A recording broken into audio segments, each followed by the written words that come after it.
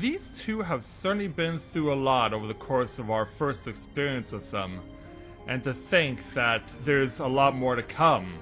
Especially from what I've seen already, the worst is yet to come, and there is a lot of craziness that we're going to be experiencing later this week. So, with that in mind, greetings people of the world, Matthew back with you here in Ridorana Autism for another edition of the Tales of Eorzea vlog here on Final Fantasy XIV's Exodus server. So, this opportunity is rather unique because, as you can see, I'm on board the Prima Vista, but until a few days ago I had no idea you could actually come on here when it's not quest related. You can actually come around here to the Prima Vista and you can actually interact with Genomus and Alma. You can come over here and chat with Ramza if you really wanted to, but yeah, he's busy poring over his books. We have the Tailor over here. We have a number of the other variety of the performers. One seems to really enjoy the ballroom dance from Ulda. Yeah, he's just trying to figure out, yeah, am I doing this dance right or am I not? And then there's this company muscle in the middle who really seems to like his squats. I'll bet you that he could be able to take on the gym leader from Final Fantasy VII and get the best blonde wig you could possibly get your hands on. Yeah, you can literally talk to anybody, and they're all got all these wide variety of outfits. Some of them look familiar. I do recognize the summer, to some extent, some of these summer outfits from last year's Moonfire Fair being worn by some of the actors. Yeah, you can really talk with anyone who is capable of being interacted with. And then you can even go onto the bridge if you want to.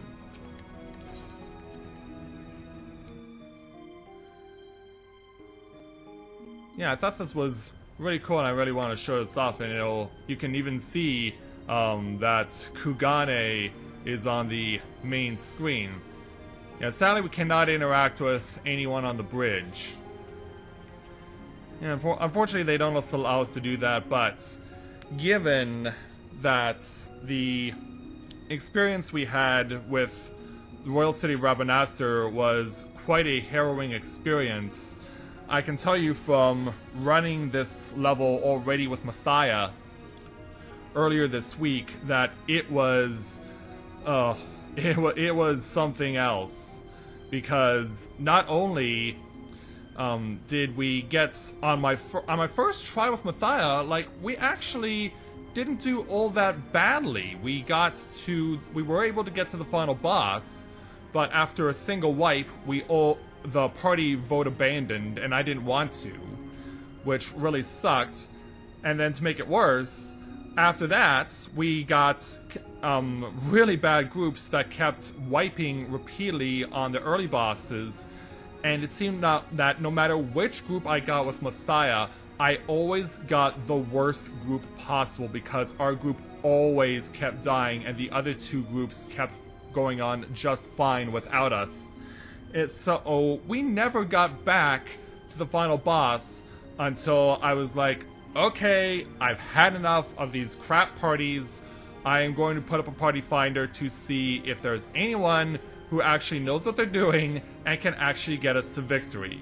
And so that's why there was no vlog yesterday, because I was just spending so much time with Mathia trying to clear the second 24-man challenge here in Stormblood, the Ridorana Lighthouse, that it ultimately got to the point where I was almost at the point where I was running late to broadcast Rocket League.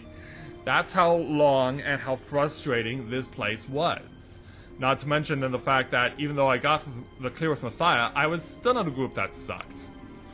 And the other two groups, once again, were just fine. It just was so frustrating, and I'll be showing it, usually I do these things on Tuesday, but I've made the decision that I'm going to make this run with Corinne tomorrow night.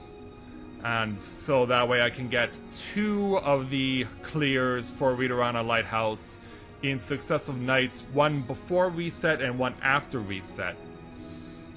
And in so doing, be able to get myself a little extra push for enhanced equipment. But yeah, and to think that, and this is something I've mentioned already in previous streams, the stuff that you have to do to even get to the Ridorana Lighthouse is long and tiring and involves a very notorious fight now that is certainly going to live on in Final Fantasy XIV Infamy, as when you're forced to fight against 2 chocobos that can AoE spam you and kill you in a heartbeat. You need either your own chocobo to be there for you, or you need to have backup, as in other people fighting alongside you, or else you're not going to make it.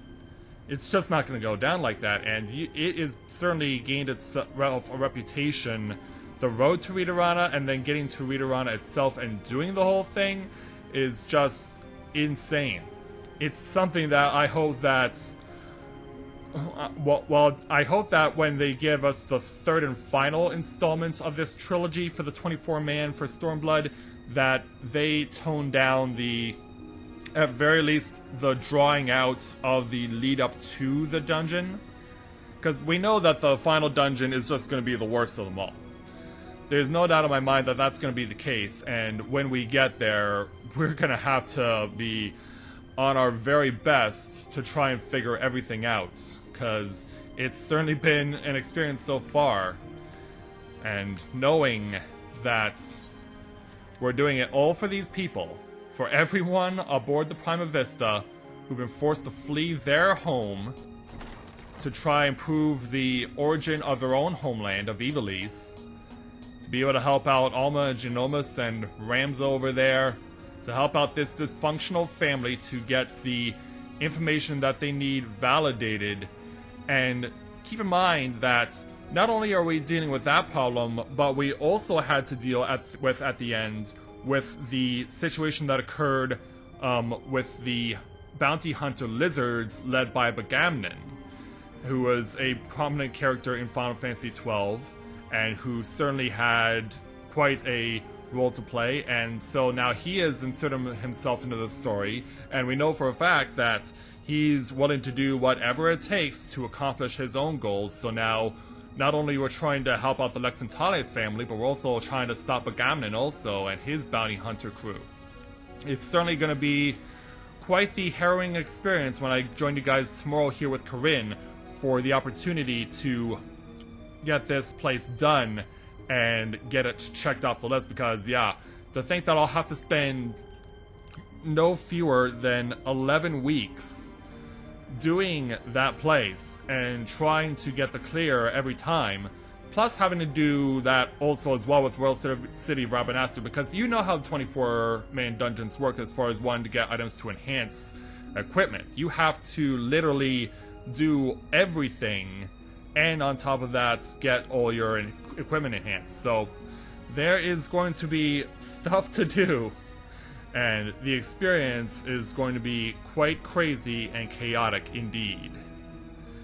So that is going to do it for this edition of the Tales of Eorzea vlog. As always, if you have a character here on Exodus or looking to create one on Exodus, and you're interested in joining our free company, we'd be more than happy to have you with us. So, thank you very much for watching, and until next time everyone, this is Matthew with Navora Autism, saying take care, and I'll see you soon.